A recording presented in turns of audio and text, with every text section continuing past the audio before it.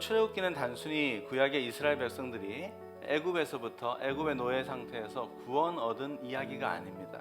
성경 전체의 맥락에서 볼 때는 하나님께서 하나님 백성들을 어떻게 구원하시는가, 그리고 하나님께서 그의 백성들을 구원하셔서 어떻게 하나님 백성다운 존재로 만들어 가시는가, 그 과정을 보여주는 것이 출애굽기 내용입니다. 여러분, 오늘 본문 말씀을 보시면 앞서 행하시는 그 하나님께서 오늘 이스라엘 백성들을 홍해 앞으로 이끌어 가시는 사건을 우리가 만나게 되는데요, 오늘 이 사건은 우리에게 굉장히 중요한 의미를 주고 있습니다.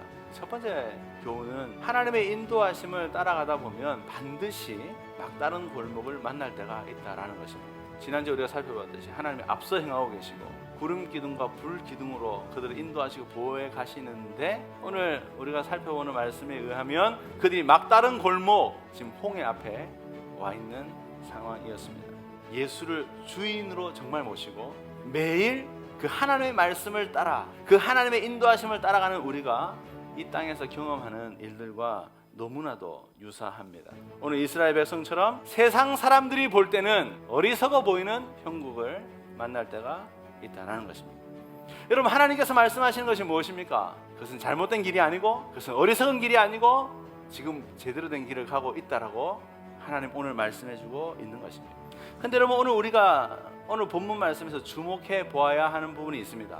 아니, 왜 하나님은 그 이스라엘 백성들을 길이 없는 이런 홍해로 그들을 이끄셨는가 하는 겁니다. 여러분, 하나님께서 하나님의 인도하심 가운데 이스라엘 백성들을 홍해로 이끄신 이유는 하나님이 영광 받으시기 위해서라는 거예요. 이스라엘 백성들의 순종함을 통해서 애굽 사람들, 세상 사람들로 하여금 하나님이 여호와이심을, 하나님이 살아계심을 보게 하시는 것이 목적이었습니다. 그리고 그 순종함을 통해서 하나님의 백성들도 하나님은 살아계시고 그 하나님이 우리를 이끄시고 계신다는 것을 경험하기를 원했던 것입니다. 여러분, 이 막다른 길인 홍해에서 어떤 일이 일어났습니까?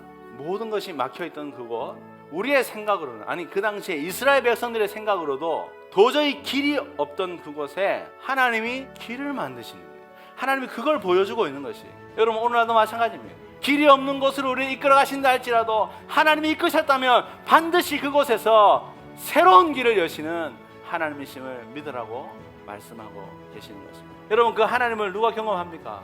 하나님이 이끄시는 대로, 때로는 길이 없어 보이는 길을 할지라도 하나님 인도하실 때 순종함으로 홍해 앞까지 가는 그 사람이 그 홍해를 가르시는 새로운 길을 여시는 그 하나님을 경험하게 된다라는 것입니다. 사랑하는 여러분, 하나님 말씀에 순종함으로 오늘도 길을 여시는 그 하나님을 경험하는 우리 모두가 되기를 원합니다.